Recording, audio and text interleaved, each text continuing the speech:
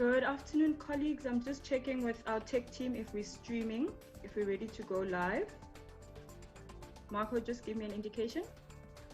Good afternoon, colleagues. I'm just checking with our tech team if we're streaming, if we're ready to go live. Marco, just give me an indication. Good afternoon, colleagues. I'm just checking with our tech team if we're streaming, if we're ready to go live. Marco, just give me an indication.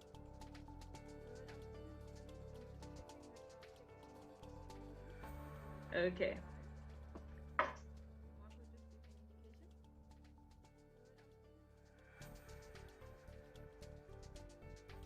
Okay. Perfect. I'm ready to start if the live stream is on. Okay.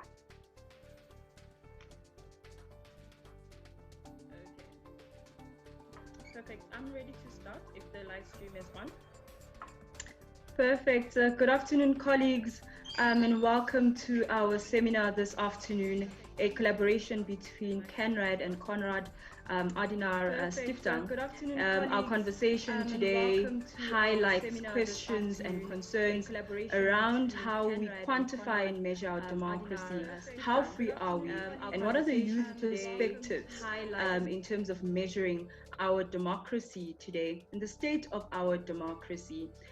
We welcome you to our conversation, and we are very honored that you could join us. We're hoping, of course, that you'll be able to participate in the engagement itself, and we're excited to have three phenomenal thinkers who are going to be probing and opening the conversation for us. Luan Staphorst, Oyisa Sondlo, and Ufundile Makosi, who are going to be our panelists and leading the conversations for today.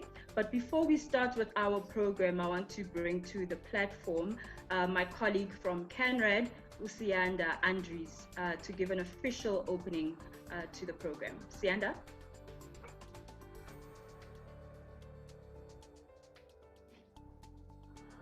Can you hear me? Yes, you may proceed.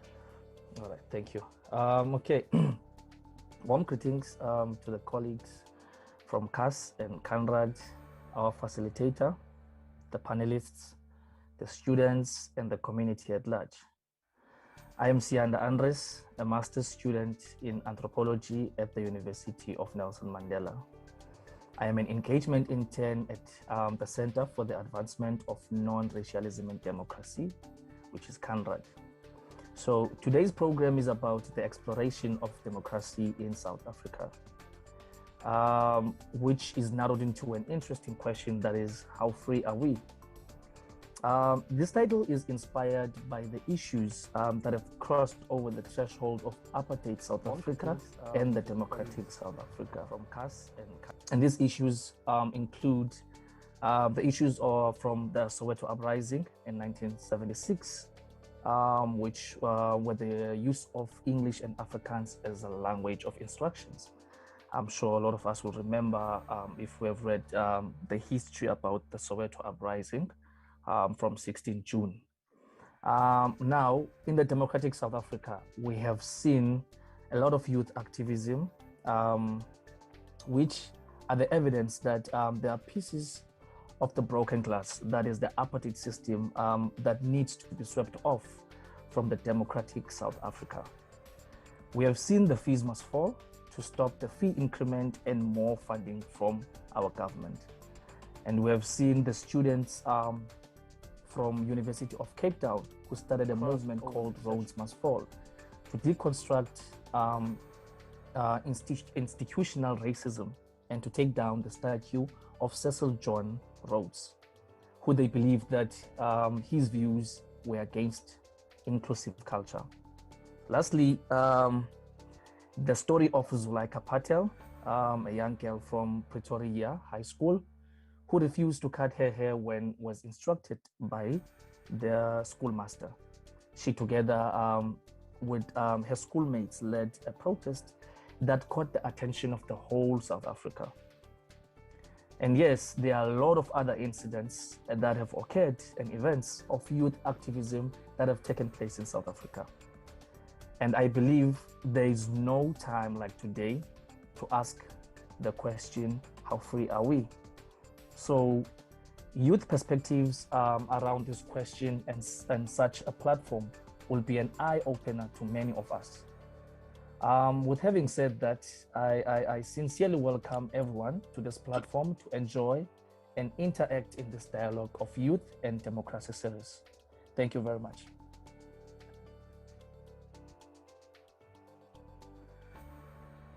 Thank you so much, Siyanda. And indeed, just reflecting on the various conversations that bring us to this moment, over about 45 years celebrating the June 16 uprising, but also just intersecting it with some of the current conversations that the youth of today are also happening about similar conversations, right? And so yearly we have these incidents that happen in our high schools, these incidents that happen within our societies with the LGBTQIA plus society, but also Fees Must Fall also being a pivotal moment of some of the conversations that young people are having. So as we close off June 16, I think we have a phenomenal panel that are just going to close the month off for us. And just to leave us thinking and debating some of the issues that are arising as the youth measure our level of democracy. Before we get into the conversation, I also just want to acknowledge some of the colleagues that are here. I'm seeing some colleagues from here, from Nelson Mandela University, but also just to also welcome the leadership of CANRAD and the leadership of CAS, the two collaborators, and all other colleagues that are joining us from other entities.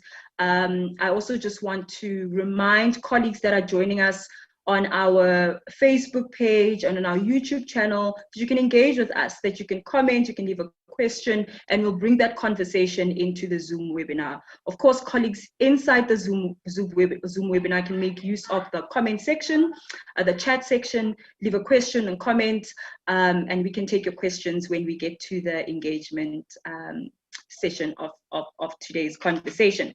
All right, to kickstart the conversation, I'm going to give the platform over to Oyisa Sondlo. As Oyisa gets ready to present to us, I'm going to read her bio, just quite a brief bio of some of the work that Oyisa has been doing. Oyisa holds 2 degrees with the Nelson Mandela University, one a BA degree and another an honors degree in sociology. She is currently pursuing a master's degree, and they are based at the Raymond Mhlaba Center for Governance and Leadership, a sibling center here at NMU. Oyisa considers themselves a productive activist scholar whose work is also drawn to administrative professionalism. They are passionate about academic and scholarly work, which aims to tackle social, economic, and political issues, which, along with the work of sociologist Pierre Bourdieu, frames some of the issues that they are currently working on them, in their master's qualification, which we are excited to engage once the time comes. I'd now like to give the platform over to Oyisa.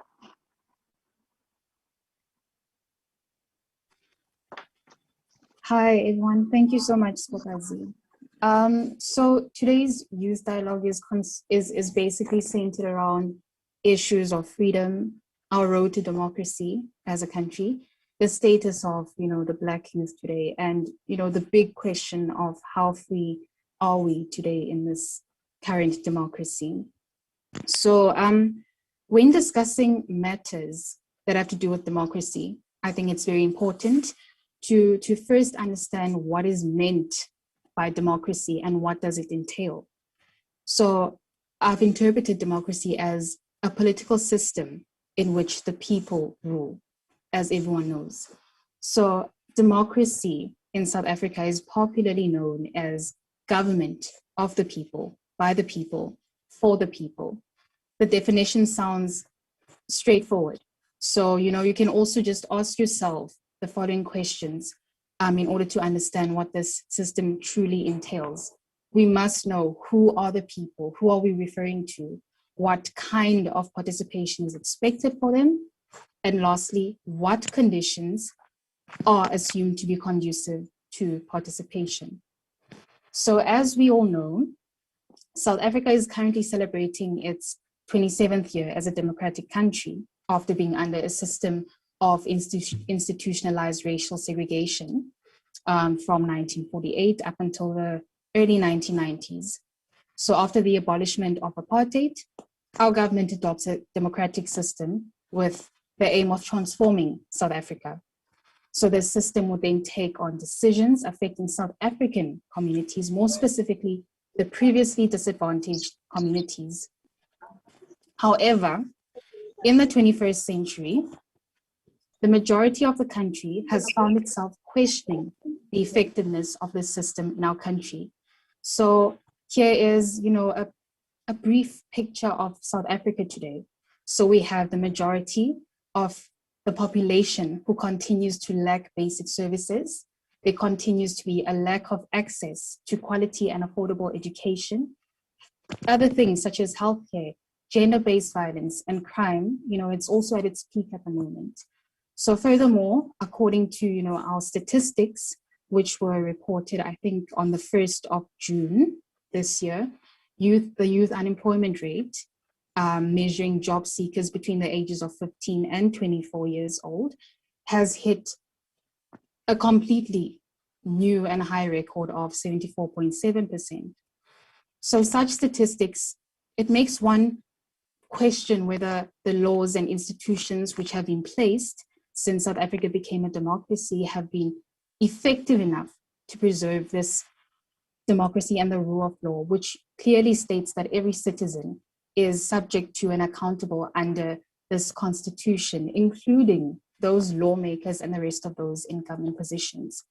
So today, as an individual amongst the youth of South Africa, I constantly find myself struggling to fully celebrate our significant days, such as the 27th of April, which is Freedom Day, and the 16th of June, which is Youth Day, as this constantly serves as a reminder of how the struggle for freedom and democracy, which was fought for previously, has been constantly undermined by those in power today. So I recently came across a newspaper article written by Ms. Jolene Kutza, who's a senior research specialist in democracy, governance, and service delivery. So Jolene here, she revealed that the South African youth have been leaning into holding contradictory views about their democracy. The current state of our democracy in South Africa undermines the high price paid for freedom in the country. How is it that a country that is hailed as one of the most liberal and celebrated constitutions in the world has left the youth with challenges of unemployment, lack of access to education and economic opportunities, lack of entrepreneurship programs, and a lack of the promised civic participation? And of course, with unemployment being one of the most pressing issues, as economic and civic participation relies on that. Within the current state of our democracy, the youth have found themselves inheriting the aftermath of colonialism and socio-political and economic exploitation.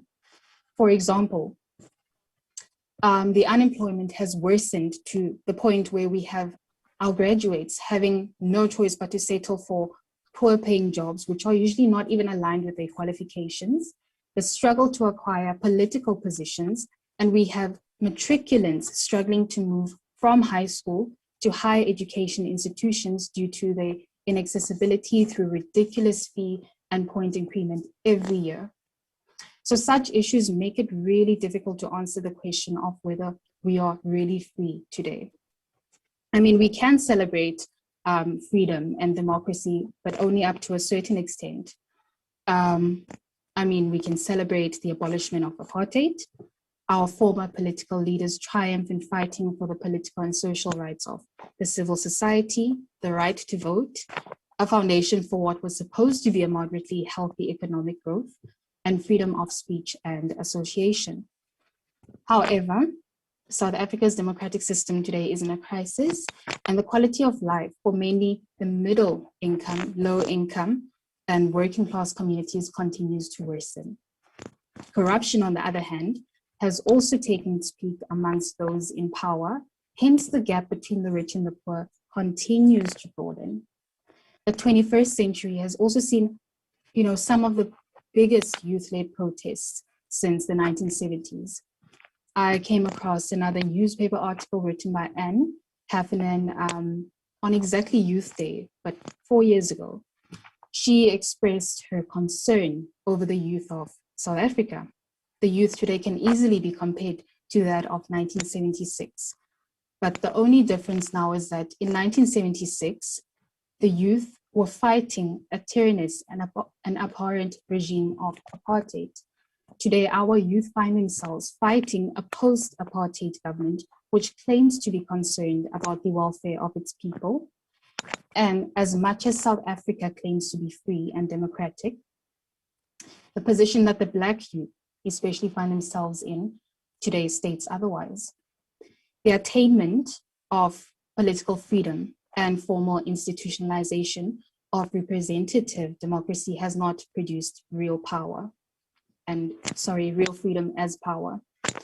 Now, within the discussion of how free are we in our democracy, it is important to, elaborate on what is meant by being free, or what freedom truly entails. So in my elaboration, I've just made use of Lawrence Hamilton's elaboration, where he states that freedom refers to the ability or power to get what you want or be as you choose to be in the absence of either internal or external obstacles. Secondly, determine who governs and how they govern. And lastly, the power to ensure that one's economic and political representatives in general and one's political rulers in particular skillfully formulate and effectively implement economic policy that secures the enjoyment of a voluntarily chosen personal life. Therefore, that freedom depends on representation. We must also keep in mind that outside of political debates or engagements, freedom can also be reduced to a state of mind. Hence, mental slavery exists, where individuals are limited or denied access to resources which are necessary for them to think critically or to decolonize their minds. So that's also one of the results of living in an unfree state. People can only have their power and the capacity to enact their rights and freedom in a free state. That type of citizen power is entirely integral to our freedom. So within the topic of education, we can't claim to be a democracy, yet equity and equality are almost non-existent in a Black child's education.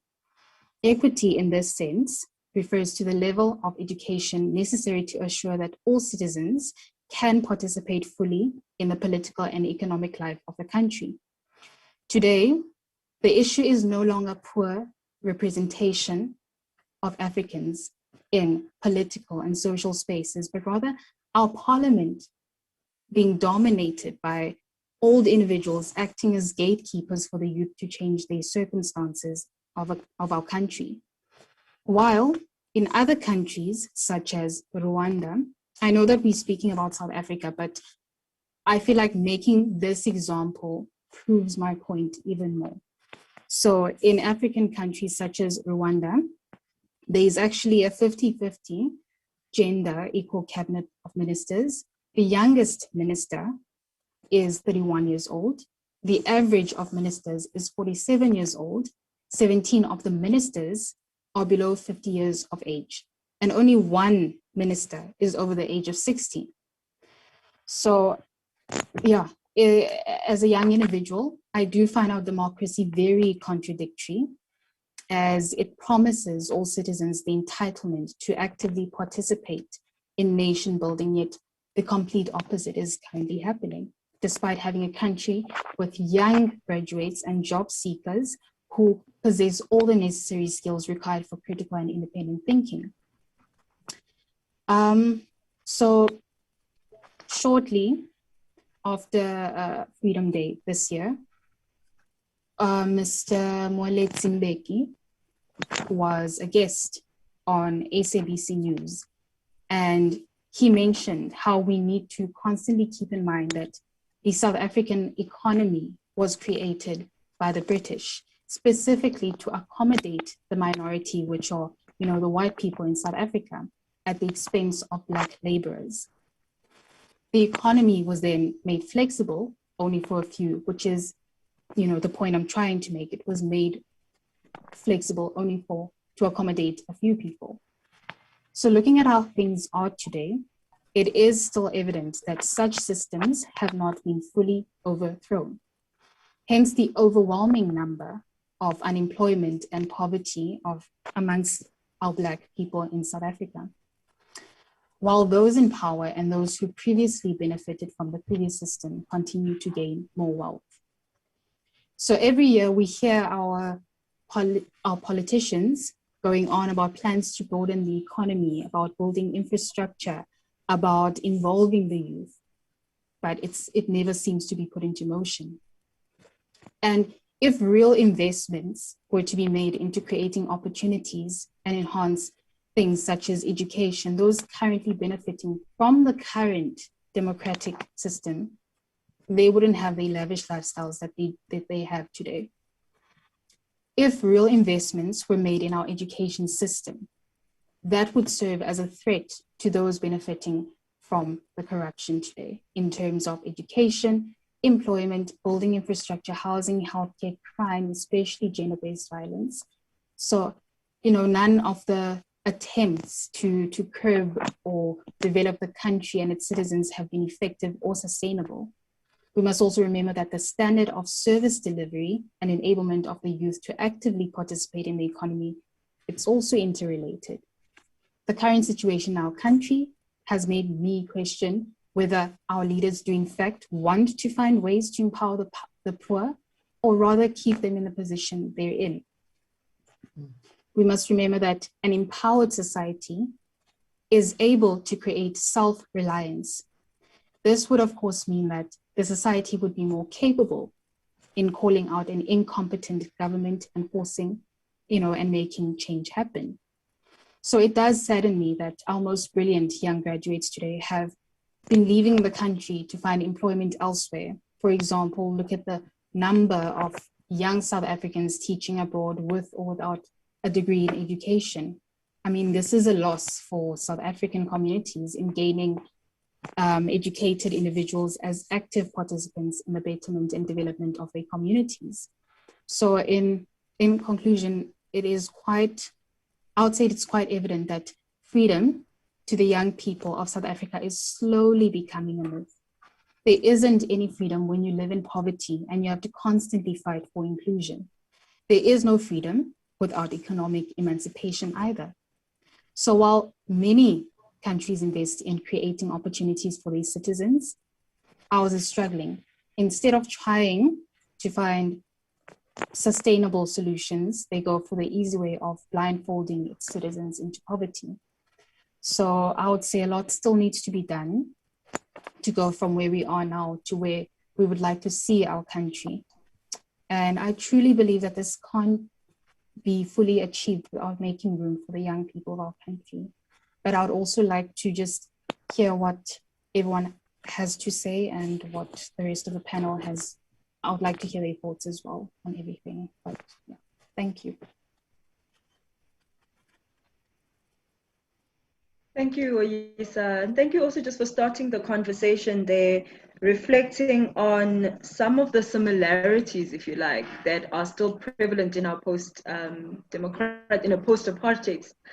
South Africa, which were also areas of conflict in an apartheid, under the apartheid regime. So thank you there. Thank you for your contributions there and just opening the conversation for us.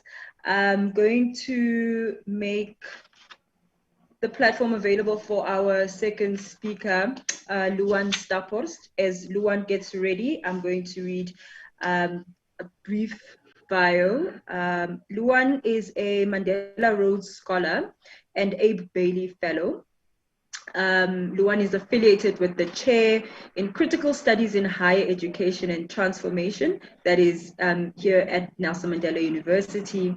Luan has a master's degree in philosophy, completed with the University of the Western Cape, and is currently completing another master's degree in linguistics at the Nelson Mandela University. Luan? Thank you, Sipakazi. And thank you, CANRAD and the Konrad Adenauer Stiftung for this invitation. It's quite exciting. And thank you, Oyisa, for opening. I find it fascinating the way when you were talking, so many of the talking points that you were addressing, I'm going to address as well or develop on.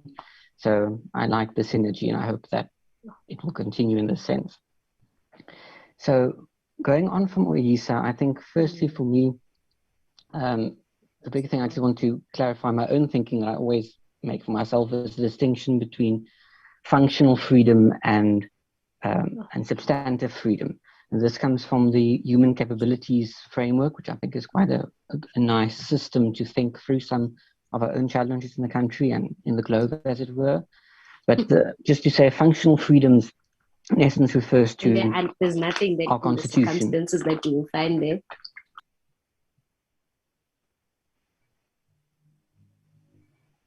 Okay, I'll be back. So functional freedoms refers to, for example, the Bill of Rights, our constitution, to those things that are encoded in law. But I think as we know in our own country, and as we've particularly been speaking of for the past 5 to 10 years, has been this juncture between those things that are on paper and what we can actually do as citizens. And that is this juncture then brings you to substantive freedoms. So whether you can actually go out and open your own business if you wish, so you might have the functional freedom to do so, but do you actually have the substantive freedom, the economic freedom, the social, the political freedom to do those things and to act on those things? And this speaks well to what Oyisa mentioned, specifically about all the different factors, socioeconomic, sociopolitical, sociocultural aspects, which influence our daily lives, both in South Africa, but also in the global village, as it were. All of those different aspects of global systems, of power dynamics, of economic systems, which either allow or inhibit us to act in certain ways. And one of those substantive freedoms, which Oyisa also mentioned, that I want to focus on is on education, but not necessarily education in the strict sense of being able to go to school or being able to have free education, although that is part of it, but more the idea of education as thinking, education as thought in a broader sense. Because as we all know, education is not something that only happens in the classroom. I think most of us come from backgrounds and cultures and languages where we have people in our families who never had a formal education, who didn't go to university. We might be the first ones to go to university, but nevertheless, your parents, your family, your cousins, they have certain types of knowledges, certain types of experience, which is an education, right? And that is something I think that we need to shift the conversation to, which has already started, particularly with conversations of decolonization, conversations around Africanization, but I think that there's still a great deal missing. Now, what is it that is missing? I'm going to use the word that Oyisa used. She said mental slavery. She spoke of the idea that you can go to school, but perhaps your school education doesn't equip you well enough with the tools, with the grammar, the philosophical grammar, not necessarily, although the linguistic grammar as well, but different types of grammars, different types of tools, different types of processes of thinking, different types of equipment that would allow you to take part in a meaningful way.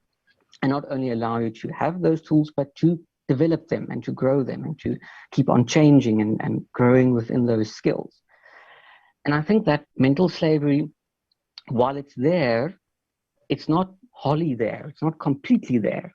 And the reason I'm saying that is that if that was complete, if mental slavery was absolute in our world, then the conversation around decolonization would not be possible. In other words, the very fact that we can start questioning things proves to us that there is something there that we can challenge, even with little bit that we have. And that is what I regard as the moment of agency that we have to grasp with every straw of our beings.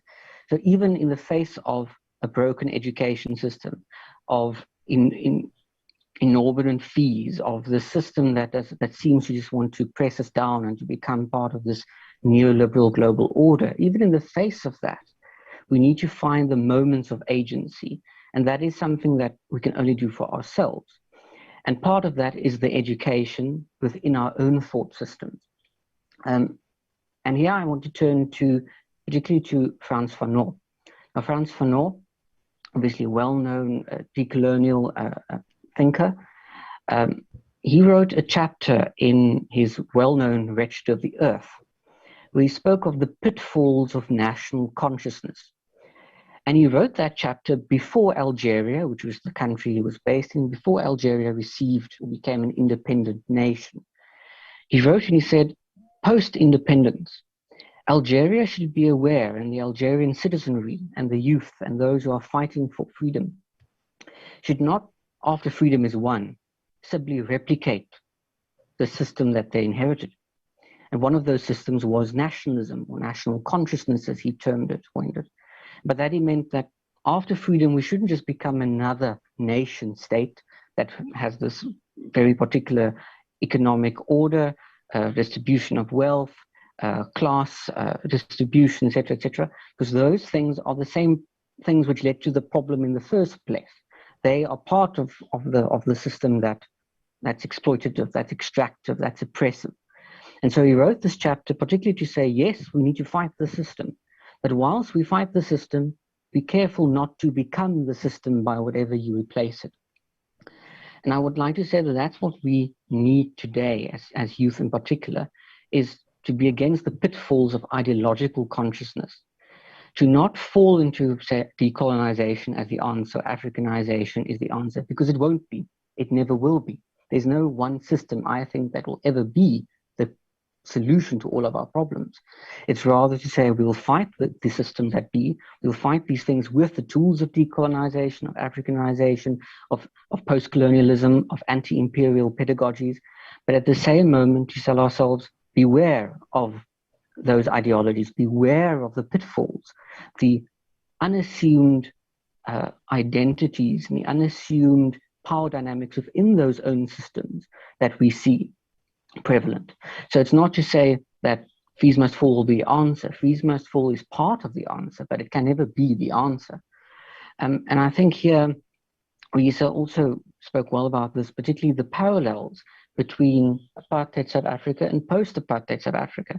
And the reason for that is clear, that even though there was a transition, a lot of the underlying assumptions, the underlying ideas and power dynamics didn't change. So even though you might now have a different party and a different whole political dispensation is different, the structure of that dispensation has a lot of similarities of other previous apartheid and colonial before that, etc., etc. And so we need to move beyond that. And for me, a good example was recently when we saw Professor Adem Habib, obviously the Vice Chancellor of Wits University, beginning of the year, or a month or two ago, he made quite a controversial comment at the SOAS, which is the School of Oriental and African Studies at the University of London in England. He made quite a controversial comment in one of these seminars that he was in. And the response to his comment was, I think, valid criticism.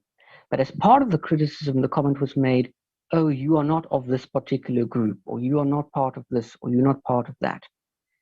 And then in the South African papers, we would see people speak in a similar way. And I remember the only moment that I saw an answer was when Professor Jonathan Jansen said, but where's our Black consciousness? Where's that system of thought which tells us that Blackness is not necessarily linked to skin color or pigmentation, but is linked to a history of oppression? So Professor Adem Habib is, for example, part of this Black consciousness movement. Now, the reason I'm bringing this up is to say that what we've seen is many people have even written and said, oh, Black consciousness is dated, it doesn't mean anything, we need to be critical race theorists, we need to be these new theories because they are more important. That is the pitfall I'm speaking about. And the moment we say a new theory from somewhere else needs to take over from what we're thinking or needs to completely negate another theory of thought, then we start falling into these pitfalls of ideology and not thinking critically about where we are, what is our place in the world, and what is the role of our own educational systems, our own previous emancipatory pedagogies that we've had in the country and that's still developing, rather than saying, it's all wrong, we go with the new theory. It's all wrong, we go with the new theory. So unless we get to that moment of true complexity in our own thought in relation to our own education, I think we won't escape, we won't become more free, or at least attain a better state of freedom. And I see the same in the work that we're doing in the Chair for Critical Studies in Higher Education, CRESHET. We see the same thing that is emerging in the work that we are doing in terms of critical university studies, which is a new field that we are working in. And we've seen a similar kind of dichotomy that's evolving, to say this one thing is good and the other is absolutely bad. And the only thing that's absolutely good is this. And then someone else comes and they say, no, no, no, only this absolute thing is good and this absolute thing is bad. And the moment you fall into these binary systems of thought, you then allow power dynamics to emerge, because one is right and the other is bad. One is good, the other one is not good. So we need to evolve towards thinking more, not evolve, but we need to progress in our own thought and challenge ourselves to think in a very critical way, to get to that point where we can eradicate the mental slavery. So again, the education part, yes, we sit with a terrible system. Yes, we sit with an unjust system. And part of challenging that system is to point to those flaws and is to point to the problems and the injustice that is caused by those systems. At the same time, we need to develop our own systems and need to be critical in creating those systems. So don't just say we have the system and it's true, because it won't be. It will have its own problems. It will create its own power dynamics. But the test is to get to a place and point in time where we are so critical that the moment we start asking, the moment we start implementing a system, we've already undermined it by our own criticality. And that to me is the only possible freedom we can have as the youth, is to be critical, but to be critical to the extent of knowing that we are ourselves faulty beings and we will make mistakes, but to be able and willing to accept those and work in a way that could undermine those inequalities. And so for me, a good quote that sums this up is something I actually heard this weekend. If you haven't heard of him, he's a very influential Black American socio-economist by the name of Thomas Sowell. And he said that it doesn't matter how smart you are unless you stop and think. That to me is a very important thing I think that we forget, is we grow up in systems where we think we might be smart, we think we might have the solution, but it's not a solution until you stop and think about it and start actually critiquing yourself as well in relation to the supposed solution that you offer. So for me, of all of those substantive freedoms that we struggle to have, economic justice, political justice, environmental justice, all of these injustices that we are facing and we are trying to solve, I believe at the heart of all of that is a criticality that we need for thinking. And that is something that we can, each one of us independently, in the face of all of these other injustices, we can inculcate. And that moment of agency, if I go back, that even if it's a sliver, even if it's a very small moment of agency, I believe that that is something that we can do. And the fact that we had decolonization calls for, the fact that we had Rose Must Fall, movements of Fees Must Fall, Open Stellenbosch, all of those movements, to my mind, speaks to that ability of us, even in the darkest times, to move for open and renewed and critical thinking. So that's my 2 cents. And I'm looking forward to the discussion.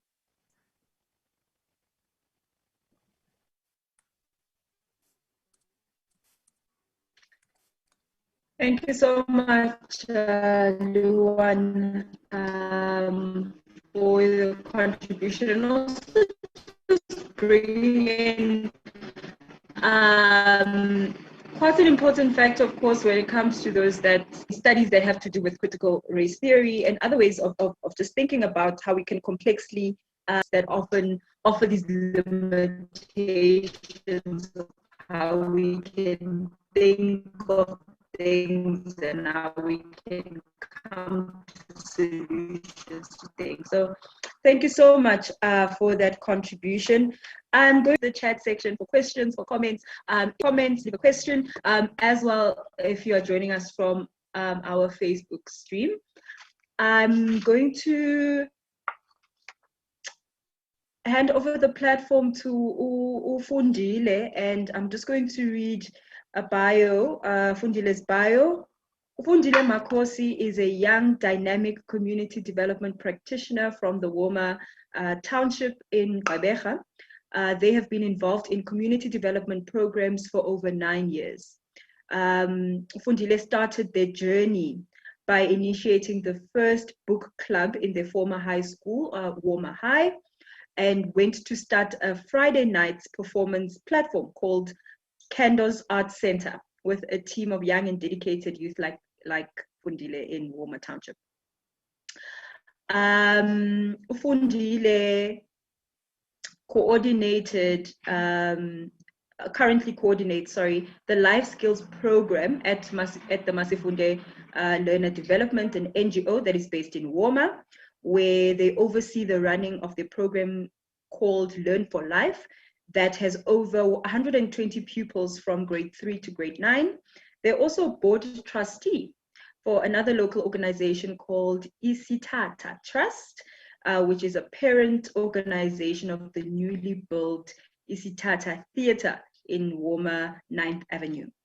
Fundile is passionate about tackling social challenges that face the youth through the use of art as a platform to make a change, creating awareness about youth and substance abuse, teenage pregnancy, and promoting the availability of adequate resources for the youth in order to succeed. Fundile, the platform is yours.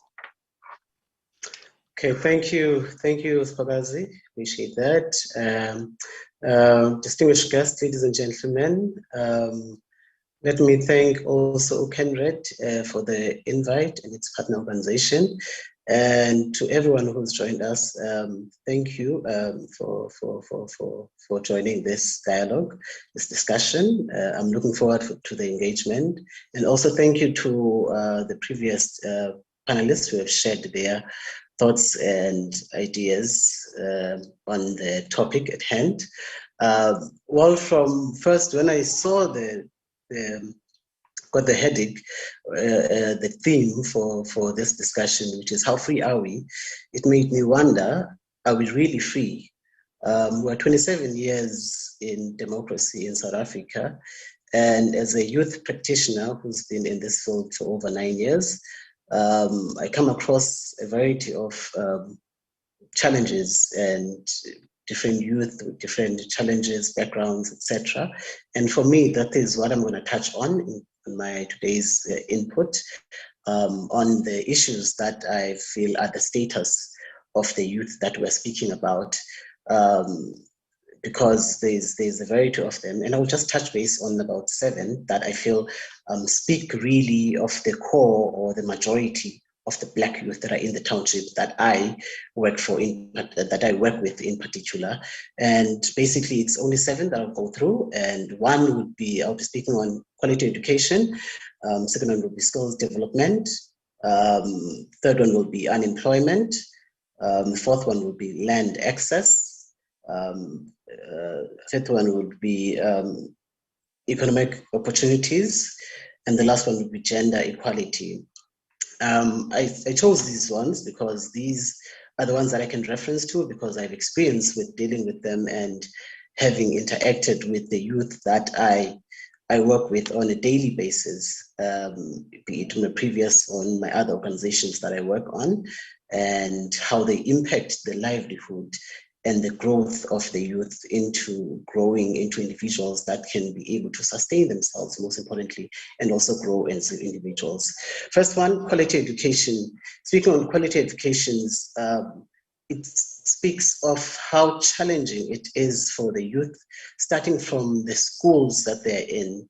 For example, we have programs that would have grade 5 students that would come into our programs, and you would find that there's a challenge for a grade 5 student who can't even read a small sentence, a hello, my name is. They would struggle with that, and you find yourself, how is that impacting? What does that take us as the youth? Or how is this youth that is at grade 5 at that particular time, how are they when they get to the youth stage or teenagers? What is going to be their impact when they struggle at a very young age to be able to read? So that's one of the challenges that you face. And also when we speak about quality education, we speak about the excess of libraries at township schools, you would find that most of our township schools struggle or don't even have libraries. And that is a challenge that our kids are faced with on a daily basis, that they do not have access to books. And now, how are you expecting our kids to grow and be able to learn further if they do not have access to that? And that's something that we need to question as the youth. Is that impacting us? Is that impacting us positively or in a negative way?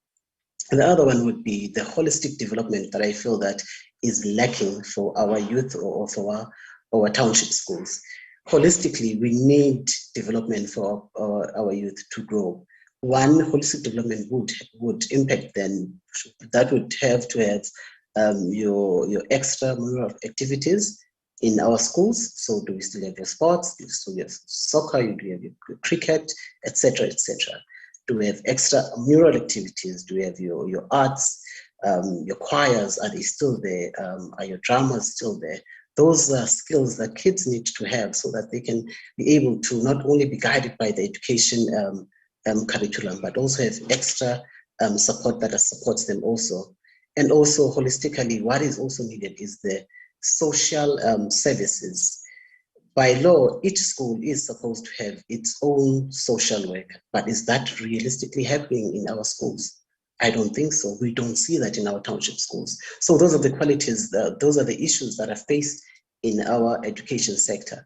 Not to even mention when we get to the higher education sector, where we all know about the challenges that are faced there. I think Oyisa, the previous speaker, spoke about that, the fees must fall movement that happened years back in 2016. And we still see those happening each year when the year is starting or the education year is starting. We still see those. And those are the challenges that the youth get frustrated about. And it is something that needs us to have a discussion on. Is that how we want to continue as a country? Is that how we want the youth to see that protesting? Is that how the government wants to see us, that should we start going to the streets for our voices to be heard and our needs to be addressed? Speaking on the second issue that I want to speak about would be the skills development. I'll be quickly on this one. There's so many crucial skills that our youth are not having access to. There's crucial skills that are being overlooked that our youth need to have access to. For example, we don't have any of your plumbing opportunities. Why aren't there programs that will take youth that are unemployed and not doing anything? That maybe, for example, might have dropped out of high school doing grade 10 or grade 9, etc. Why don't we take those youth to go and put them into those programs? There's your plumbing, there's your electricians, there's your welding, etc., etc. There's so many crucial skills that are needed by our country, but we don't see the government coming forward and providing those programs for our youth. Moving right along to unemployment, that I think my previous panelists had spoken quite extensively on. And I just wanted to highlight what they impact on in the society at large. One would be the teenage pregnancy, or the youth teenage pregnancy, that is very high in our townships. That is impacted by, obviously, the unemployment rate that we see, because they are sitting at home and not having anything to do. Secondly, it's the crime level that is increasing every year. The stats was just released a month ago by the Minister of Police, and we saw a 5% increase from the previous year, from the previous quarter of crime. And that just shows how much we, or all the youth out there, have nothing to do, and they obviously fall into the trap of going into crime so that they can do something for themselves. The other part would be poverty. That also is another impact of unemployment. Substance abuse, that would then be linked to your domestic violence, and we see those cases rising every now and again. The fourth part that I want to speak about would be land access. There's so many opportunities to speak about, opportunities that the youth should start their own businesses. Youth would start their businesses, but we expect this youth to start these businesses in the backyards of their homes. Is that fair? How would you be able to sustain or have a valid business that is operating at the backyard of your home? And we need to question these things, because there's so much land that our government has, but the youth do not have access to those land opportunities. Why is that? So the question needs to be put forward to our government to give access to land or to spaces that the youth can have, can provide these services that they want to provide. And we need to identify what kind of youth can have access to this. There's so many systems that can be put in place for these opportunities to come through. The other part would be economic opportunities. There's so many programs about economic opportunities. We speak about your NYDAs, etc., etc. But we always ask, are these opportunities coming to the masses? We always see them, we always hear about them, but are they really coming to the forefront? Are they really coming to the majority of people who need them the most to access them? Because these are the people that need them, but they don't have access to having all these opportunities that come to come forward to them. The last part would be the gender equality. That goes without saying, and it is still there, and it is an issue that needs to be addressed in so many ways, in so many different levels, be it from a very young age, because this comes from a very young age in schools and that we come from, and also our society. And these are the issues that we face on a daily basis when they come to our programs, be it in the attitude and the behavior that the youth portray within each other. So these are some of the issues that I feel that need to be tackled and can be handled by us working together. And I also wanted to close off by sharing a word, a quote by former President J.F. Kennedy from the United States, which says, "If not us, who? And if not now, when?" This is something that I just wanted us to question ourselves, because if not us, if it's not going to be our generation that gets to get this change happening or done for them, then who? If not now, which generation will have the opportunities that we do not have in this moment in time? I thank you.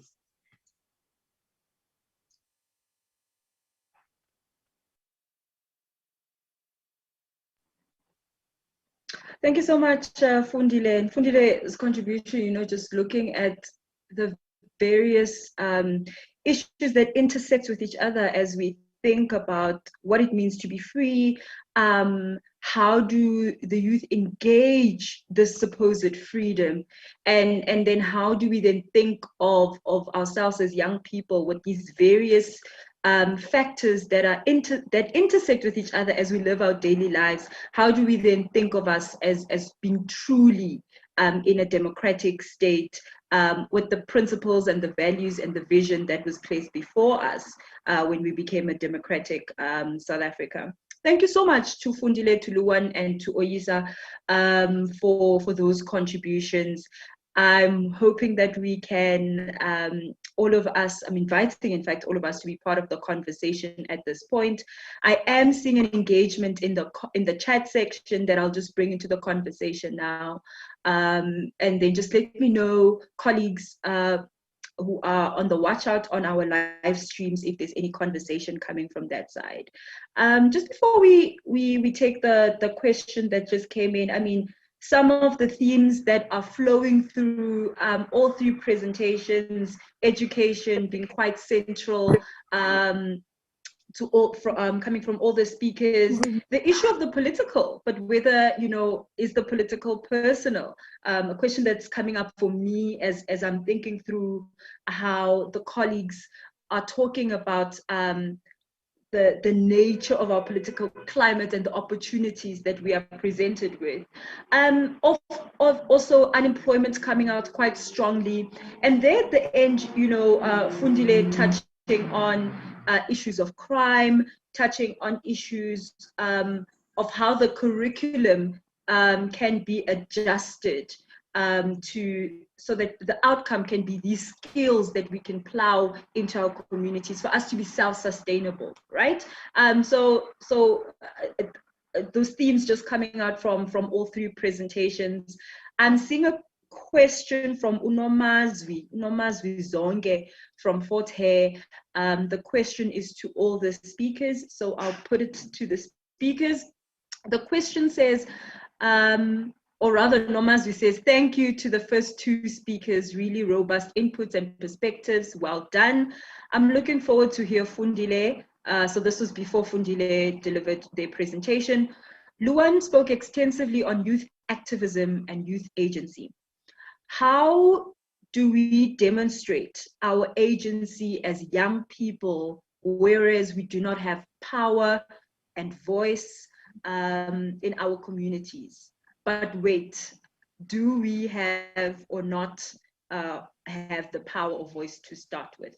So that question is to all the panelists. And perhaps the question I can also just add in, you know, the conversation, just me connecting the conversation between Oyisa and Luan. Oyisa was talking about our political structure in the way in which it still favors the minority, right? And so to some extent, an argument can be made about how a post-apartheid government has inherited, you know, that structure and the complexities of being a new government with an inherited problematic colonial previous structure, right? And then Luan there speaking on the issues of Black consciousness, but also just to extend that in terms of authority, who has the authority to speak on certain issues, right? And so I think my question is framed around that to the speakers. All three of you can engage the question, is to what extent do we benefit from that particular approach that Luan presents to us, right? And so yes, we can have a conversation about this is a critical issue, let's all bring in our contributions. But then there's also certain conversations that certain people are not privy to because they don't have the lived experience, right? Because to be Black can be an ideological thought, but for some people, it's a lived experience. And so that complexity in terms of who has authority to speak on it at a theoretical level, but who has the authority to speak on it based on their lived experience. So if colleagues want to just comment on that, I think we can let Oyisa go first, and we can just follow that order, Oyisa, Luan, and then Fundile. Just your comments on those two questions as we wait for other colleagues to engage. Oyisa, are you ready by any chance?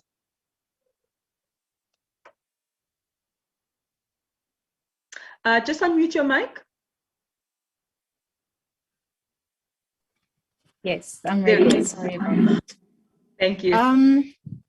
With regards to what I think somewhere in Luan's argument, he made a really good point about how we shouldn't replicate on old systems. And we need to also be careful to not become the system we are trying to fight. I feel like that's a really great point, considering what I mentioned about the post-apartheid government and us inheriting basically the old system. So now I get why Unomazwi would ask the question that she just did. But I think for me, I would have to say we can exercise agency through critical pedagogy, perhaps. I feel like we've been very progressive with that. It's a very old ideology, honestly, but it's slowly coming back, and it's a good thing.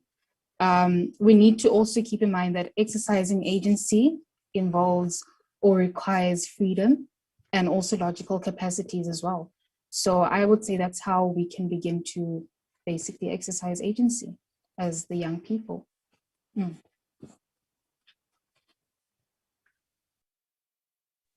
Thank you, Oyisa. Luan, I see you ready. Yes, I would just echo Oyisa. I think for me, the best example of agency and change in our country in my lifetime has been Fees Must Fall. And that happened because people decided, and they went on Facebook, they went on Instagram, in addition to sit-ins, in addition to mass action. And remember, I think that's a very important thing that we have an advantage to. 50 odd years ago, there wasn't something like social media that really democratized the ability to speak to a global audience. Now, it has its own problems, right? It's not a perfect system, but it does offer you a space. And my argument would be that something like social media is a very good space to use, and use it to create an account, go on there and be vocal and organize and speak and create debate. And I think that's the space where agency, no one can take that away from you. And if we look at what happened with Fees Must Fall and Roads Must Fall, particularly Roads Must Fall's resonance on the global scale wasn't because of journalists taking photographs as in 1976. What happened was people saw it trending on Facebook and on Instagram and Twitter, right? People during Fees Must Fall, during Roads Must Fall, you had international aid groups and international societies sending food parcels or helping students with accommodation, which they couldn't do in 1976 because you had to wait for it to be publicized, it had to be sent to the international printer, it had to be discussed in national papers, all the rest of it. So today it's literally instant. So again, that doesn't solve all the problems, but I think that's a very important thing we have to take, because particularly acknowledging how difficult it is in our society to break through all of these injustices, we need to again acknowledge those small victories, but to acknowledge how powerful those small victories could be. So yes, it won't solve all the problems, it definitely won't, but it is where we can assert our voice. And that's what I think is important. And to link with your question, so yeah, authority is of course an important concept, but I think authority should come together with an openness for conversation. So authority shouldn't become a gatekeeper to conversation. Authority should become nuancing the conversation, to say that, okay, you're coming with this theory, you're coming with this idea, but look, I've lived this, because empiricism is important. Empiricism, you have facts in front of it, it's important. And I think a lot of what's happened in post-modernity, in postmodern thought, someone told you every truth is valid, which is nonsense. There are certain truths which aren't valid. So certain people's ideas of the world is simply false. So we need these conversations to say, you know what, you're speaking nonsense because this is what's happened in my life. You can't speak for me. So we need that. But before we get that point, we need the opening of the conversation. So it's the moment of saying, let's open the conversation. And once we're there on the equal grounds, then we can say, okay, we're equal partners in this conversation, but not all facts are equal, because not all facts are facts. Some people's ideas of the world are not based in facts at all. So we need that. But I think that the first point of entry has to be a radical equality of saying we can talk, but with the caveat of knowing that if we're talking about facts and about certain things about reality, then we need to acknowledge who has the facts and where do the facts come from. So yes, I agree with you on that point. Thanks, Luan. Fundile? Okay, thank you, Spagazi. I think also for me, I think I would echo what Luan was just saying. We need to talk, and to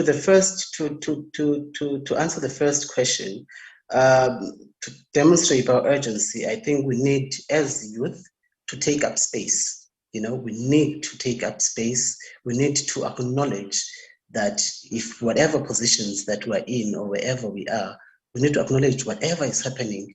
We need to have an impact. It has an impact on us as the youth, and also be aware, because there's nothing that is so demotivating as not being a person who is not aware of or their surroundings or what issues are surrounding them. So we need to be able to take into consideration all the three. And also to the last part, to what extent to authority. And I always say, challenge authority. We grew up in a society as Black people that when you speak up to authority, you're being disrespectful. But then that's not the case. You need to stand up to authority and challenge authority. So we need to have that critical thinking in us as the youth and challenge authority in so many levels, not being disrespectful, but also in challenging it in a way that we need solutions to come out, or we need answers from what is being said. That's it. Thank you. Thank you, Fundile. I'm seeing some questions. Thank you, everyone, for participating in the engagement thus far. I'm going to take 3 of those, and then I think there should be time for another round of engagement. Okay, so here's a question, comment from Sim coming through. Sim says, if we look at political representation in South Africa, we see that in terms of age, it is largely those who would not be characterized as youth, yet they make up the youth, who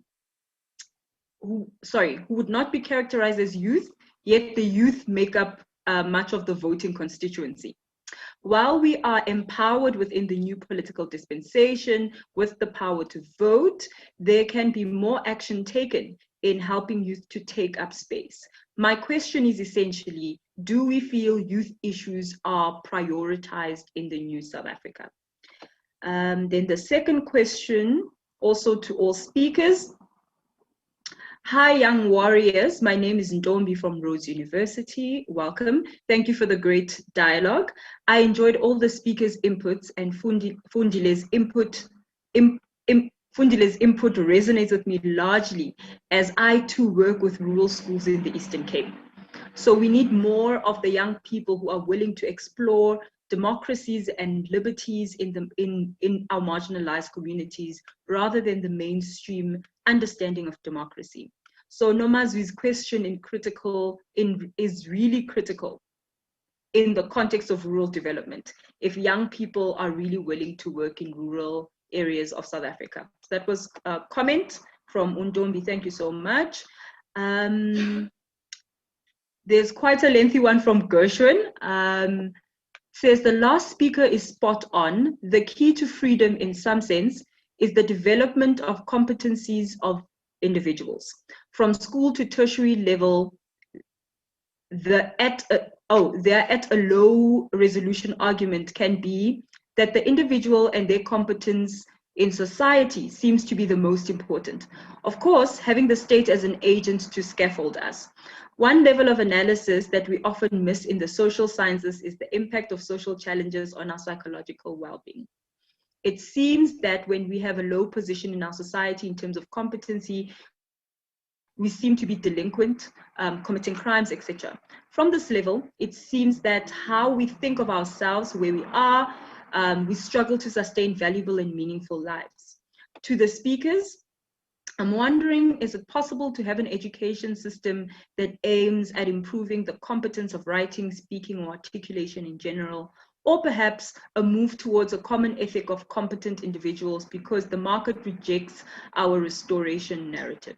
Okay, and I think that question touches a little bit on some of the work that Fundile does, but of course it's to all the speakers. And then I'm going to take another question from Asipe. Thank you to all the speakers for their contributions. The introduction of democracy as a system in South Africa took place at a time where the apartheid system was receiving pressure not only from radical activism, but international influence. Hence, the focus of government then was on writing policies, constitutions, white papers in relation to the transformation and not necessarily addressing transformation. Today, 27 years later, democracy as a system in South Africa is just a blend for global participation and acceptance. There can never be democracy without women's rights and gender transformation. What would be your take on the fact that democracy as a system has been to stabilize the state, not necessarily to transform societies? Seeing that the system of democracy is failing in restructuring systematic inequality, which mostly affects Black women, while policies exist. And what can be done about that? Yeah, all right. So it's those 3 questions. Should I let Luan maybe go first, just to change the order, if Luan is ready to go first? And then we can have Fundile, and then Oyisa can close that. Thanks, Luan. Yes, so interesting comments and questions. Just first about the youth. The youth will never be Okay, so let me say this. There's a disjuncture because of the fact that most politicians are elderly or older, and most, not only politicians, but people who are in government service. And that's something that I don't know if there will ever be a solution to that, because by virtue of us being humans and we age, you grow old. And so people who tend to be in senior positions, who be in influence positions of power, tend to be older. So I don't know if that's something that we can ever radically change as a given. My solution would be, why has there never been a progressive youth party that has been formed in our country across racial, across cultural, across linguistics, across whatever divides? We seem to be stuck in the major forces, which is either DA or ANC or EFF, and all three of them are vested in the same kind of history, right? DA is a result of anti-apartheid political parties. The parties took part during apartheid, but anti-apartheid. The ANC was the anti-apartheid liberation movement. EFF is in essence an offshoot of the ANC. So we haven't really seen COPE even offshoots. So we keep seeing offshoots of the same old. So if we as the youth want to do something, we need to create a political party. Because by virtue of older people being in power, even if they do something for the youth, it will be their understanding of the youth through their own lens. To go back to Sipokazi, your comment about lived experiences, we are living youth today. And the lived experience of the elderly being youth is obviously completely different. And yet there's a disjuncture there. So you can't expect them to solve the problem if their idea of the problem is different than the problem that is currently being experienced today. So the only solution to that would be to form a radical youth party. And that says that after the age of 50, no matter how good you were to the party, you're scopt out. No more, no longer, you can't speak anymore. I don't know if that would even be allowed in our constitution, but you can test it. But I think that kind of thing needs to be done, to say, let's create a party and let's do it. It will be difficult. I don't know if we'll get any votes, but why not try it? And let me just think about the other comments. And that links to the idea of gender as well. I think it's a similar thing. I vehemently disagree with the principle that most men are sexist. I've spoken to most men. I don't think they're sexist. And I count myself as a man as well, so perhaps I'm prejudiced in this regard. But what I do believe is true is that most men, their idea of what women need, what women's rights or what should look like is not correct. So in other words, it's not to say that it's sexist or against women. It's based on a different, incorrect understanding of what the problems are, or what policies could solve the issue, the problem at hand. So you have a similar problem. It's not to say that you have a bunch of anti-woman or anti-youth or anti-whatever.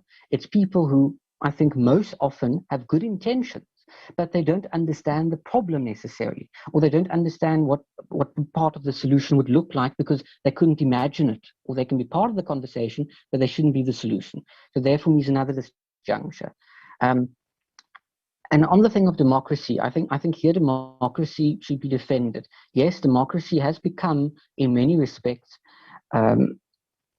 self-propelling, in that it seems to just be there, as you mentioned, as Asipa mentions, to kind of sustain the state. But again, that it can only sustain itself if its own scaffolding within a particular space of democracy has been created as such. In other words, our democracy looks very different from democracy in Greece, or democracy in the United States, or democracy in Venezuela, by virtue of the political parties, by virtue of the political traditions. So I think to say that democracy is perhaps a problem is false, because democracy itself has very different articulations. It's like socialism has different articulations. Radical progressivism looks different in different parts of the world. So I think and there again, I think the party political makeup that we have is so inhibiting to any kind of radical imagination.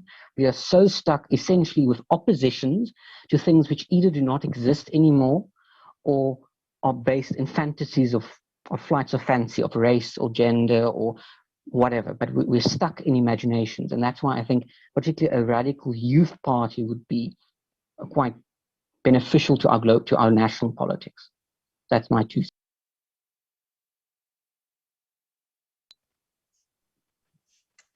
Yes, Fundile. Okay, yes, thank you. I think I want to echo what Luan was just saying now. We need that youth party. We definitely need that youth party. But I guess the big question would be, are we ready yet? Are we ready for that? Are we ready for, would we all participate, be it from different cultures, colors, backgrounds, etc., would we be able to work together into making it a progressive, political party that would have an impact? Obviously, we would know the challenges and what are the needs of the society or of the youth or for the future. Obviously, that would be dealt with.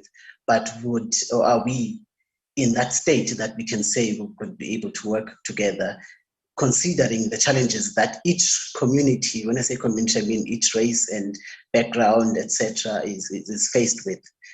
That's what I mean by that. But to go back to the points or the questions, with the political representation, that is the biggest issue, of course, and their age. I think it's understandable where they come from and where they are. It is an issue that is facing our government, and I'm pretty sure our president is aware of it, but obviously we know how the political structure and is structured with the deployees system, etc. So those are the limitations that are facing our government into being a progressive government. But going to the other question, are the youth issues prioritized in South Africa? Definitely not. They are definitely not. I think playing out from my presentation earlier on, I highlighted all those issues that I felt that the youth is stumbling upon and that still face us on a daily basis. And they are not on top of the list of our government. And that is something that needs to be challenged. And the possible education, holistically, the holistic education that I spoke about earlier, the question coming there, and I feel it is possible, but the issue is that our government has continuously been doing, since 1994, has continuously been doing this copy and paste of the curriculum from different parts of the world, and they would bring it to South Africa, and hopefully, and by grace of God, they would think it would definitely work for our people. They would just copy and paste it to our people, not considering the challenges and the apartheid era and what it did, or the functions that it did to our people, but not considering now the changes that are happening now in the society and what needs to be there. So these need to be put in place, the systems that need to be put in place to be able to cope with the mechanisms that are influencing our youth as we speak. For example, our government would look, or for example, our departments would come into our programs and say, hey, you guys are doing a great job. This program that you have is very great. But what they would lack in doing is to take or to look, how can this program that, for example, that Masifunde is implementing in this particular school, how can it work? How can we take it and go try it in another school and see if it will work? That is something that our government, I feel, is failing into taking into considerations what organizations are doing and seeing how those can have a change in the larger society or in different parts of our communities. And yeah, I think that's where I'll stop for now. Thank you. Oyisa, are you ready?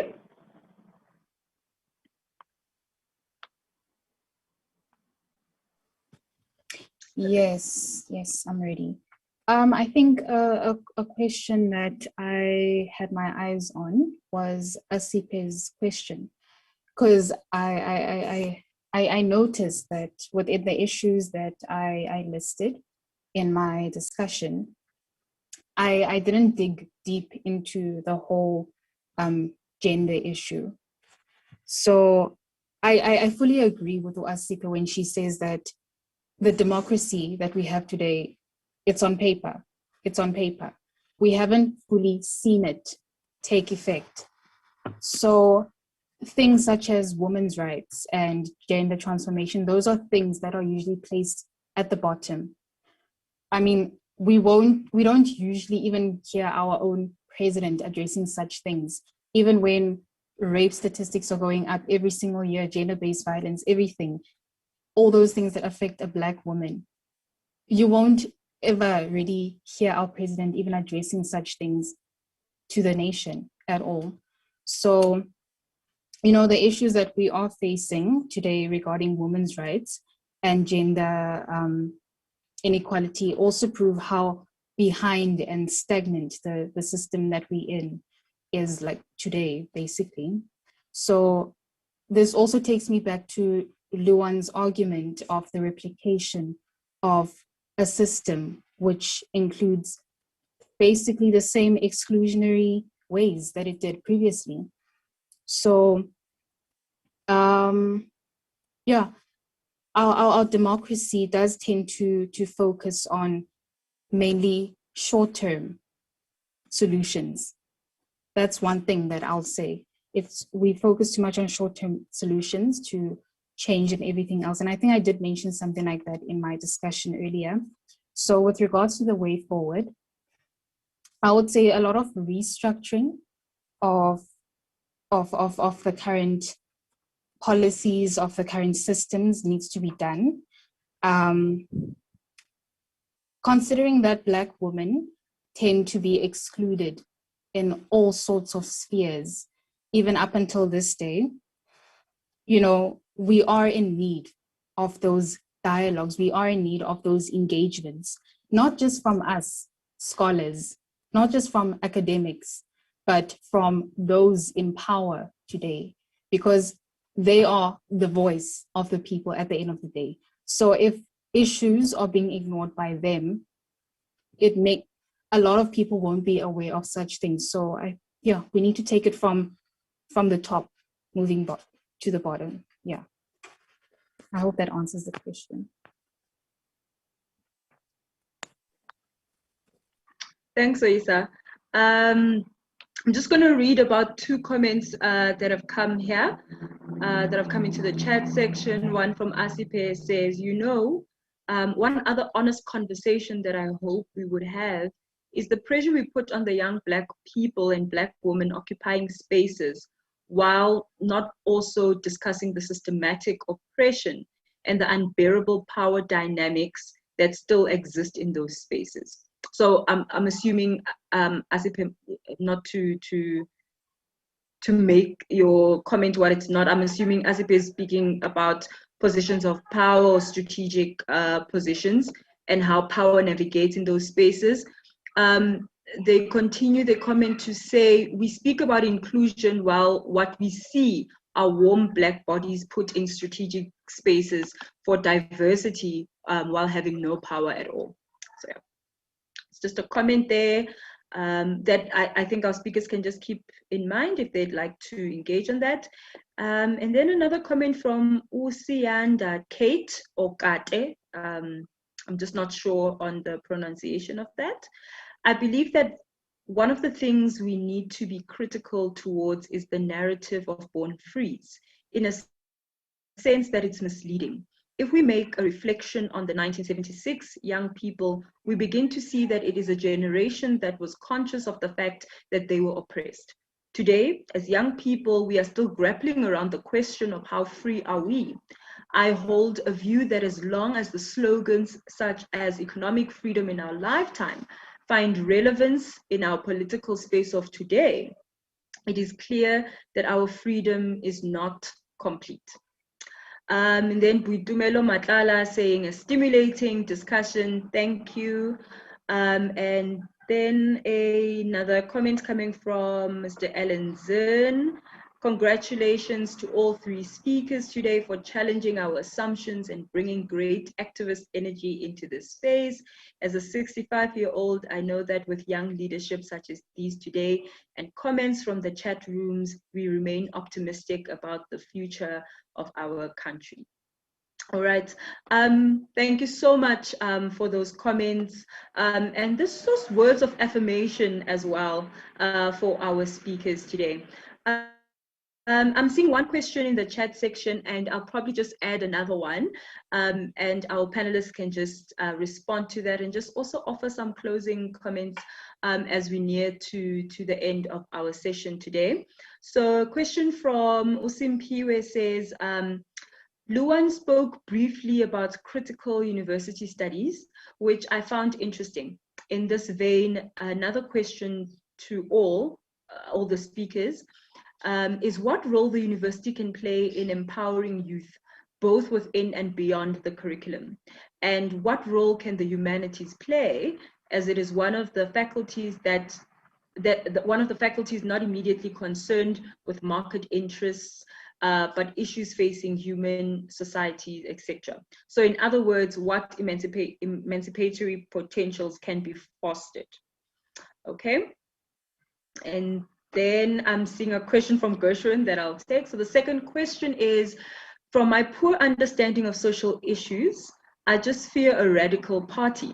You do not dispense with things or institutions without the final analysis being in.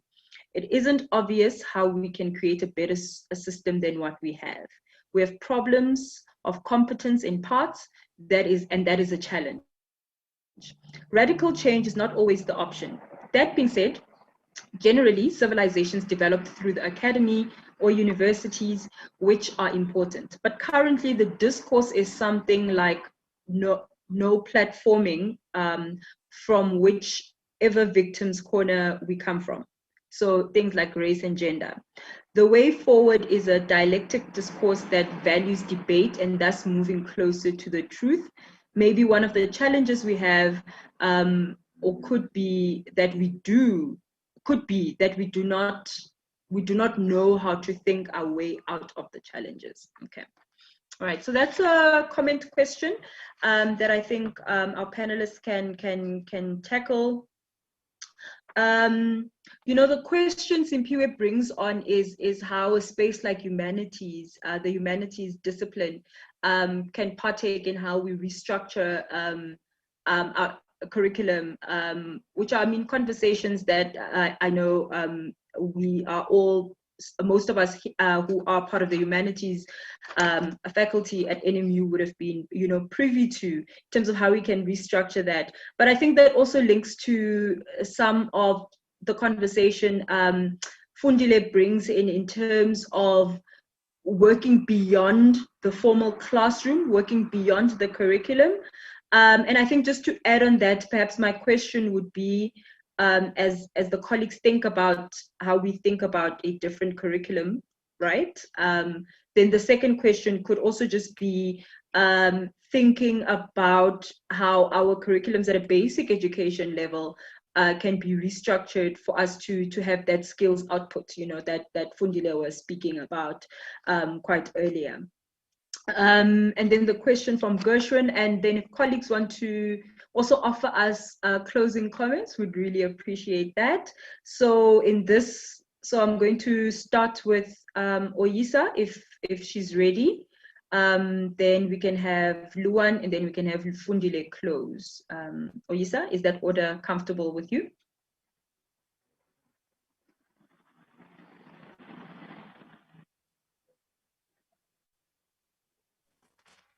Yes, that's fine with me.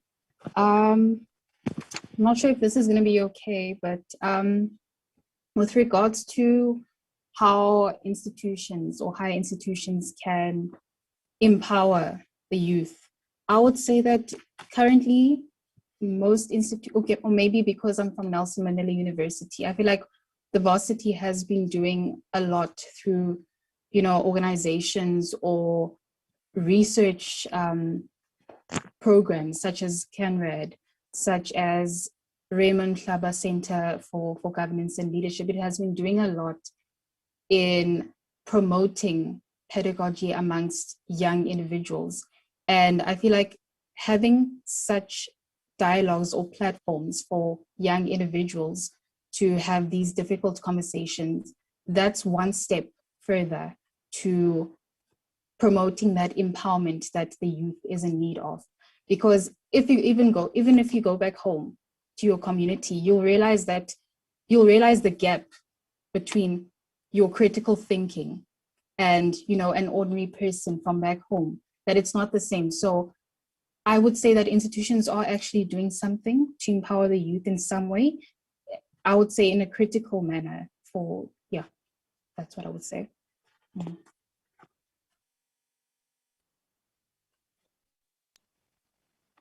All right. And then just, Oyisa, before you go, do you want to leave us with any closing comments, perhaps? Are you speaking generally or for the audience? Generally and to the audience. I would have to say thank you to the audience for giving us such questions that needed answers to. I know that I'm happy that there are plenty of other people who constantly question the system that we are under, the transformation that's taking place in South Africa and where we want to see ourselves.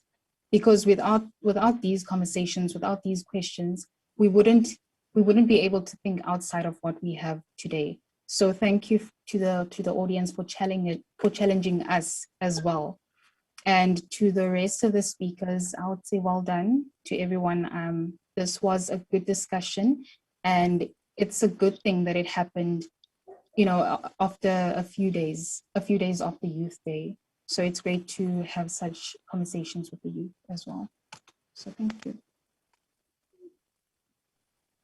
All right. Siyabulela Siswam. Thank you so much, Oyisa, for your contributions as well.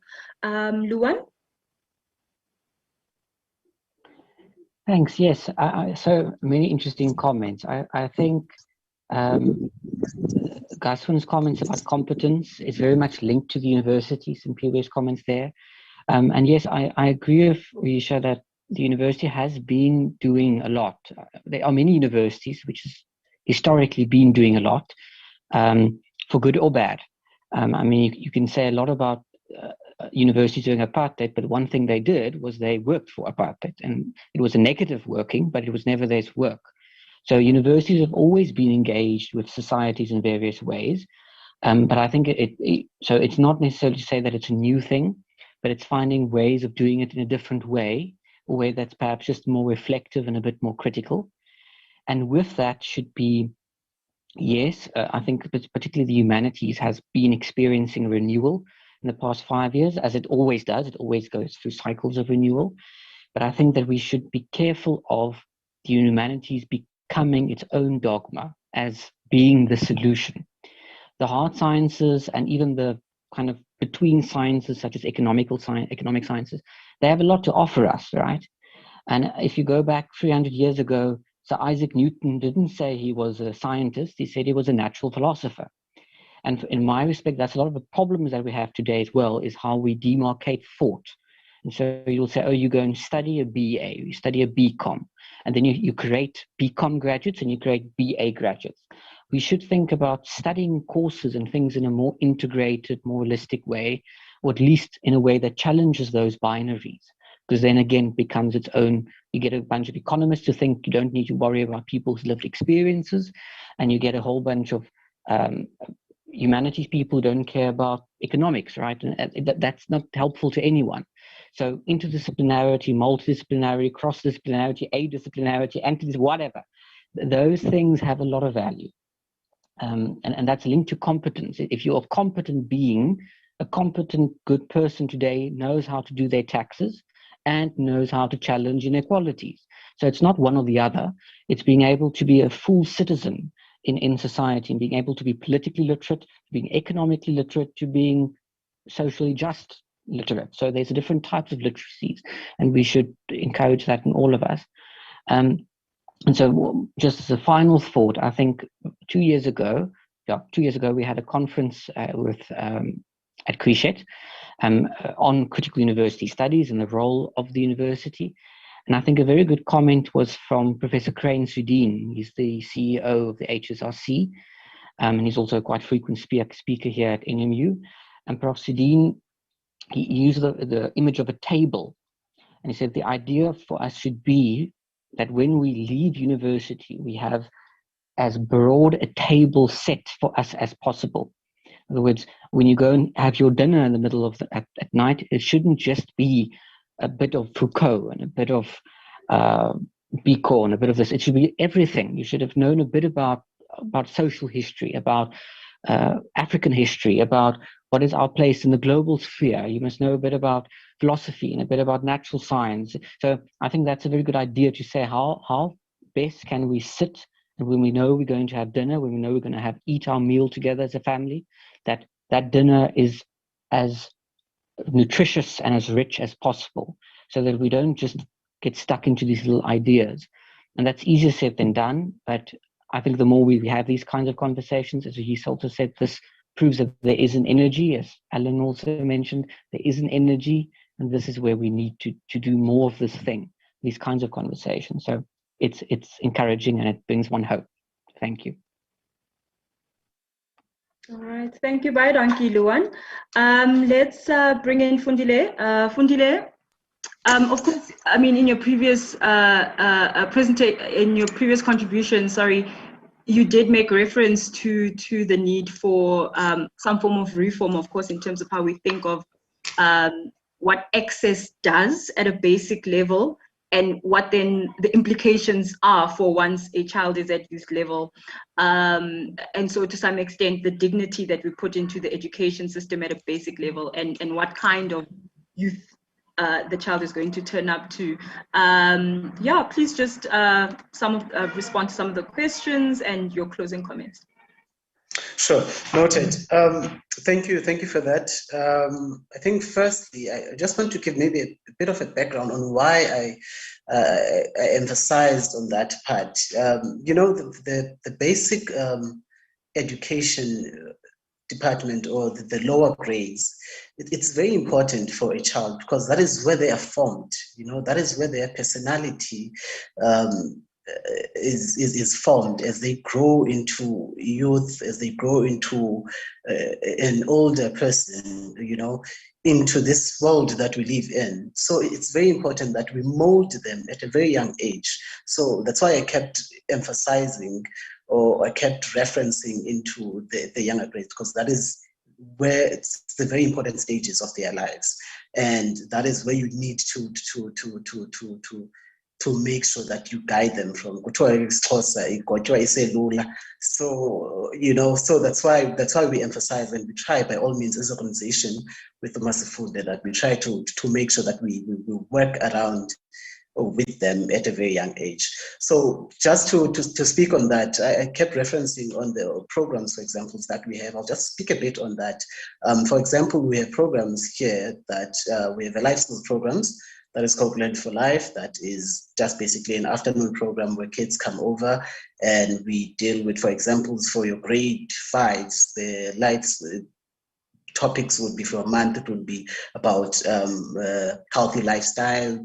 Next month it would be daily illnesses. The other month it would be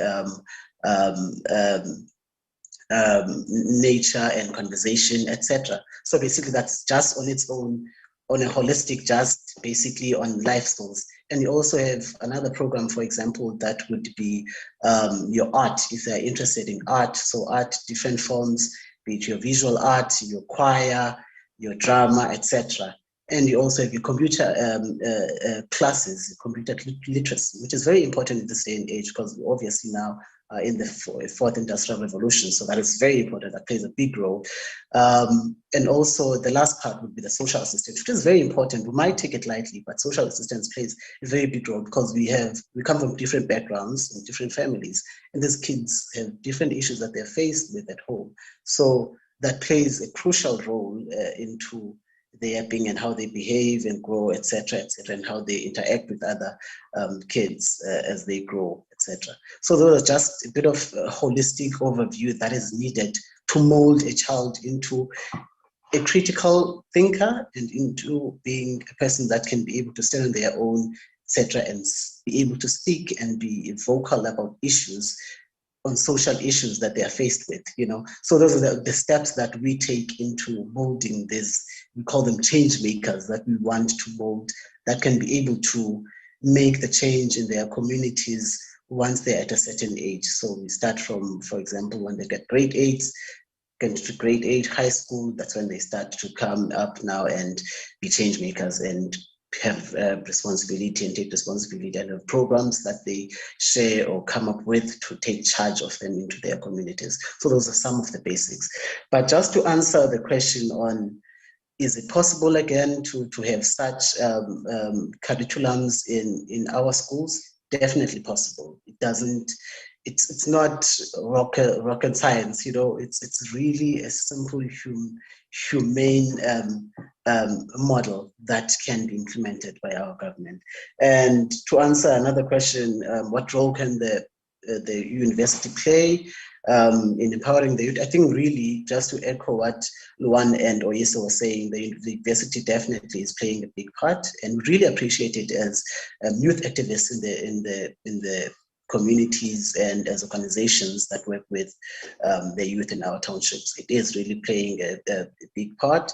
But I feel continuously, if it continues to do so, I know COVID has kind of, you know, distracted every part of our being, but obviously these, we need more of these. These are needed to continue to empower the youth, to make sure that to motivate them to understand that they have a future and can grow out of wherever they are or the situations are. And yeah, I mean, we have a big role, you know, as activists. And I feel my last message would be to everyone, if I'm not missing any other question, is to generally, as the youth, wherever we are in those positions. I think you mentioned a question or a concern that was said that in many big positions, they are just warm bodies that are sitting there and have no impact, are not doing anything, are just there just to keep those positions without doing nothing. But I think for us to go forward as critical thinkers, as academics, etc., we need to start questioning ourselves in whatever positions that we are and have this question: what impact am I making, or what impact can I make? That is one key question that we as academics and critical thinkers have to keep asking ourselves, so that we can always come up with solutions in whatever positions that we're keeping. What impact can I make? What impact am I making? So that we can keep evolving as individuals. I think for me that is it. Otherwise, thank you so much. I really appreciate the dialogue. I really appreciate the affirmation and motivation from the audience on all that they shared with us. Thank you. And just thank you to all three speakers. You know, Oyisa just centering the need for us to have policies that are relevant, about the need for us to restructure those policies so they speak to the issues that young people are facing. Luan speaking about how we need to be challenging ourselves and challenging some of the ideologies that we hold, and that those ideologies are not static, they're not binary, they should be fluid.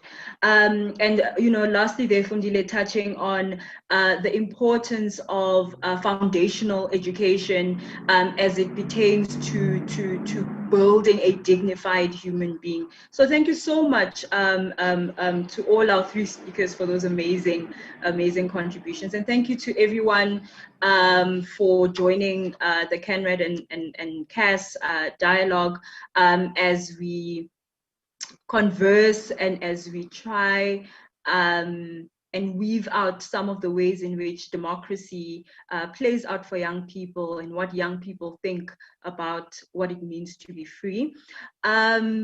It's not the end of the program yet. I just want to introduce my colleague who will be officially closing the program for us. My colleague Usimpiwe Zondani from CANRAD. Simpiwe. Thank you so much, Spokazi. On behalf of CANRAD, I would firstly like to thank everyone for taking the time and joining us this afternoon for this very, very fruitful discussion on the youth and the meaning of freedom and different ways in which we can enact and take responsibility and ownership for the gift that it is. I would firstly like to thank our partners from CAS. I would like to thank the leadership there, and just to thank them for the collaboration, this ongoing collaboration, and allowing us to be able to have these kinds of discussions and have this platform where we can host such incredible speakers, incredible young speakers who come with such a world of different perspectives and insights into some truly important issues. Thank you to our facilitator, Spokazi Tau, for manning the ship and whipping this program into shape. Your insights and your involvement and just general proddings and provocations throughout have been invaluable.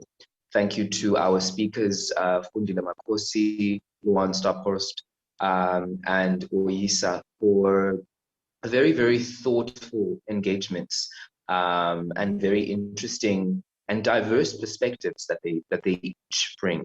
I see with Fundile, there was a lot of on the ground, pragmatic, but yet highly interesting and highly important perspectives on how we can enact it on a ground level. Luan for his interesting and very thought-provoking insights on particular things, such as Black consciousness and really thinking deeply about some of the binaries and some of the these kind of easy categorizations that we tend to fall into.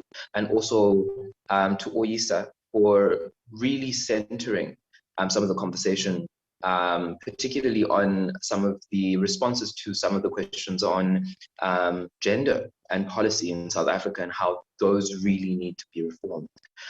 Thank you very much to everyone for engaging with each of our speakers and taking part in the program. Your responses have been invaluable.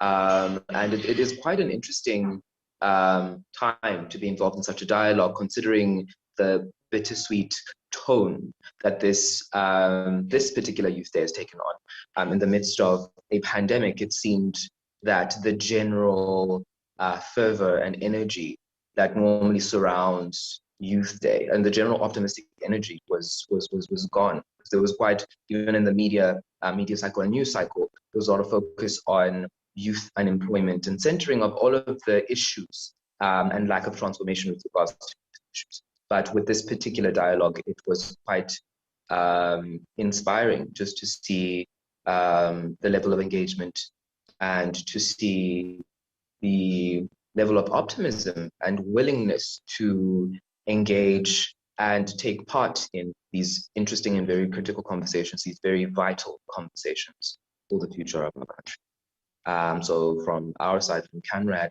thank you very much. And hopefully you will be joining us for our future program. Thank you.